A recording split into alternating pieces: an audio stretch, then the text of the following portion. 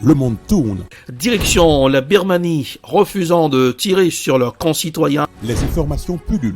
Tout de suite, voici les informations. C'est le moment d'ouvrir la page internationale avec Ealichi Dorelas depuis Boston, Massachusetts.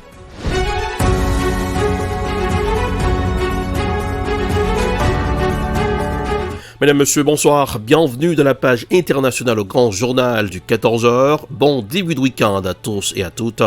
En direct depuis la newsroom dans la capitale des grandes universités du monde, Boston, Massachusetts, Ealichi Dorelas pour la présentation. Jacques Mel pour présenter ce grand journal, Joannel François et Smith Jean-Julien. Robin assure les manœuvres techniques. Bonsoir aux auditeurs de la radio évangélique Hosanna 102.3 FM à Jacques Mel. La Trump Organisation accusée de fraude fiscale, la Trump Organization et son directeur financier Allen Weisselberg ont été inculpés de 15 chefs d'accusation liés à de la fraude fiscale. Ce jeudi 1er juillet, Donald Trump crie à la chasse aux sorcières. Voici un reportage signé TV5 Monde. C'est finalement un homme libre que ressort du tribunal Allen Weisselberg, l'ancien directeur financier de la Trump Organization, après 10 heures d'audition. Fidèle et ami proche de l'ancien président, il est accusé de 15 chefs d'accusation de fraude fiscale et risque 15 ans de prison. Les autorités fiscales lui reprochent notamment d'avoir dissimulé près de 2 millions de dollars d'avantages en nature reçus de la Trump Organisation et de ne pas avoir payé ses impôts. L'enquête, menée par le procureur Cyrus Vance, dure depuis 2 ans. Allen Weisselberg était arrivé menotté un peu plus tôt au tribunal. Il plaide non coupable. Son avocat affirme que le directeur financier est utilisé comme un pion pour nuire à Donald Trump. Si la société avait un autre nom, je ne pense pas que ces accusations auraient été émises. En fait, je suis presque certain qu'elles n'auraient pas été lancées si le nom était différent. Pour le moment, Donald Trump lui-même n'a pas été mis en accusation. Il s'est rendu dans la journée à la frontière mexicaine. Devant ses partisans qui l'attendaient, l'ancien président a prononcé un discours dans lequel il a vivement critiqué son successeur Joe Biden sur sa politique migratoire. Tout ce que Biden avait à faire, c'était d'aller à la plage. S'il n'avait simplement rien fait, on aurait aujourd'hui la frontière la plus solide qu'on ait jamais eue. C'était en train de s'améliorer, tout s'arrangeait. Donald Trump dénonce une nouvelle chasse aux sorcières et des accusations politiques.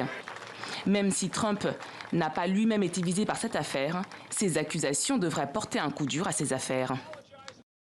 En RDC, l'ambassadeur américain au chevet de Béni après la dernière attaque.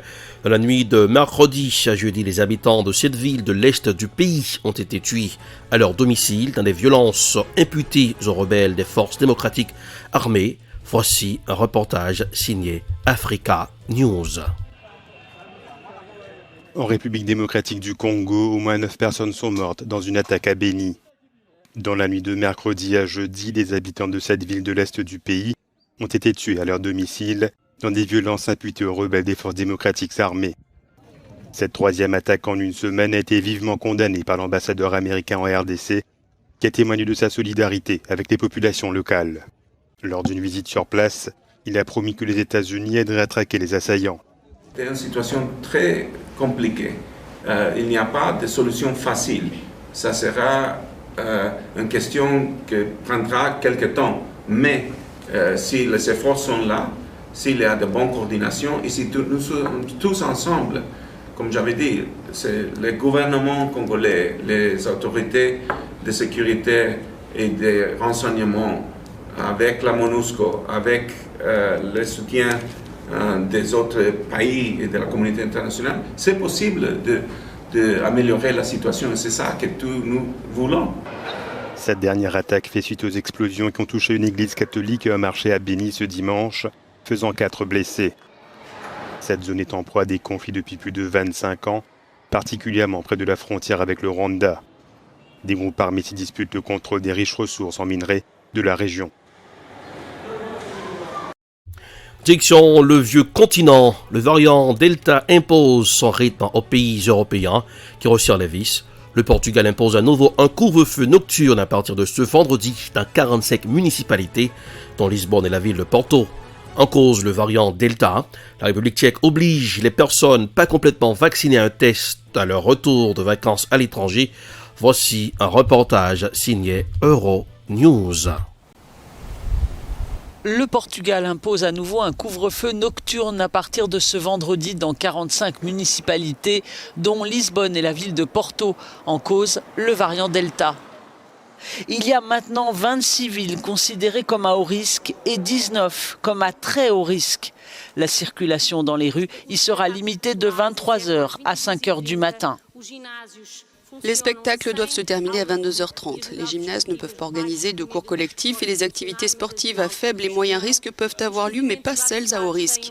Les mariages et les baptêmes ne peuvent accueillir que 25% des invités. Les restaurants, cafés et pâtisseries doivent fermer à 22h30 en semaine et à 15h30 pendant les week-ends. À l'intérieur, des groupes de 4 personnes au maximum sont autorisés et à l'extérieur, des groupes de 6 personnes au maximum. Les Tchèques pas complètement vaccinés devront se soumettre à un test à leur retour de vacances d'été à l'étranger. C'est la première mesure prise par le gouvernement pour tenter d'endiguer le variant Delta plus infectieux qui frappe le pays. L'employeur ne doit pas autoriser les personnes revenant de l'étranger à pénétrer sur le lieu de travail, à moins qu'elles n'aient un test négatif.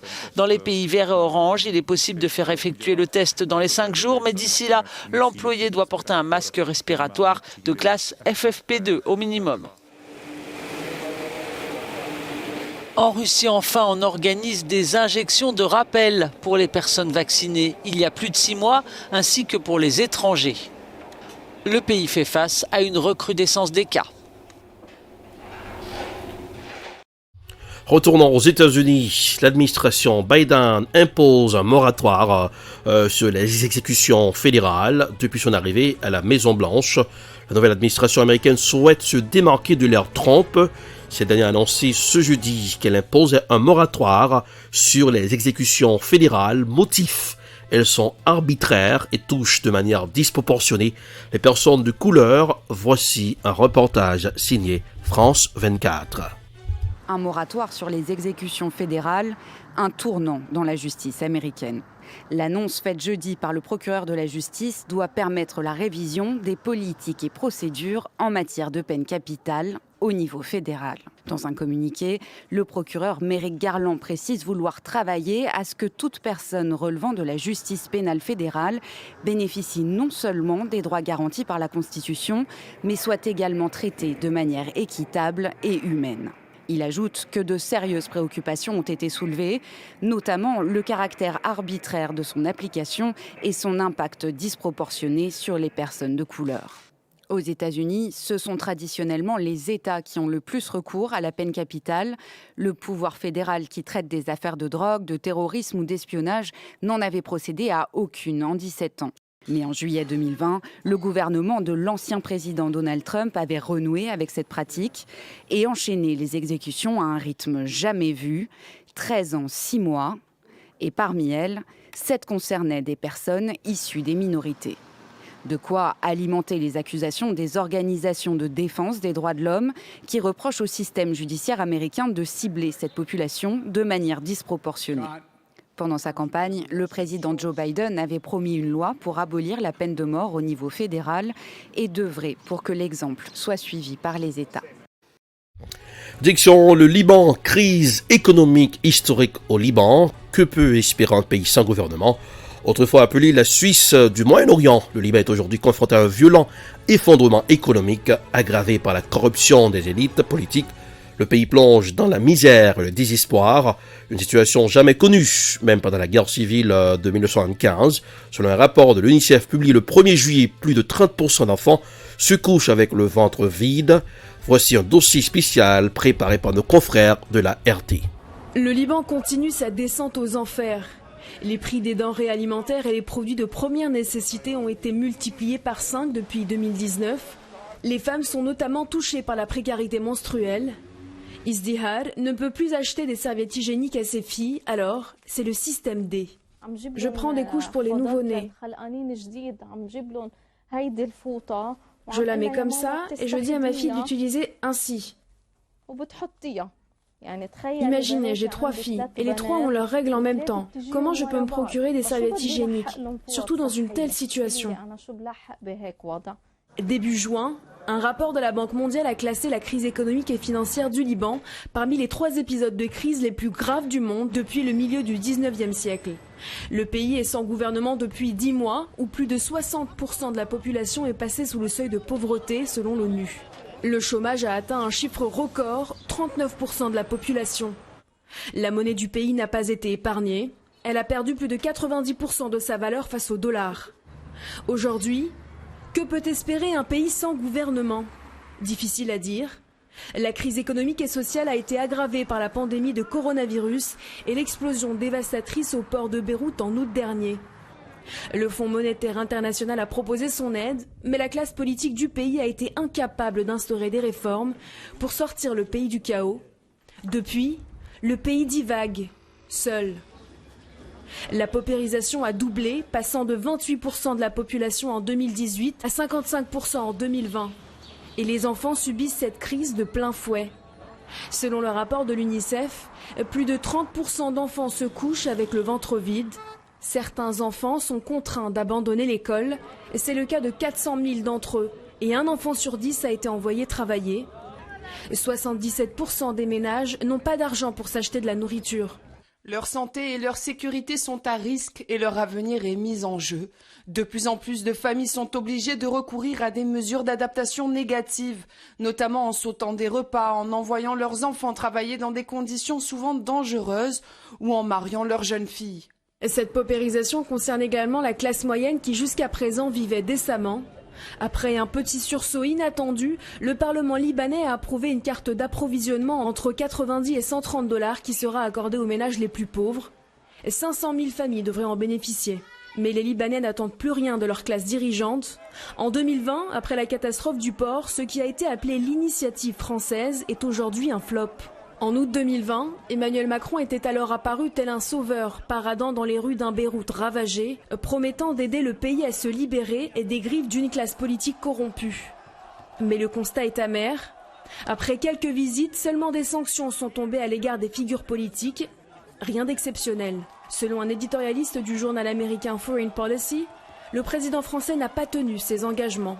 Le problème principal était que la réussite du plan français reposait sur cette même classe politique qui avait été, dès le départ, jugée responsable des catastrophes à l'œuvre dans le pays. Son refus d'engager des réformes est sans doute la principale raison de l'échec du plan français. L'impasse libanaise est en partie la faute de Macron. La réticence de la France à sanctionner sévèrement les élites politiques en place pour se contenter de les supplier de prendre des mesures était d'une naïveté confondante et a fini par avoir des conséquences délétères. Une étude publiée par Information Internationale estime que la crise économique à laquelle le Liban est confronté ferait grimper le taux de chômage à 65% de la population active.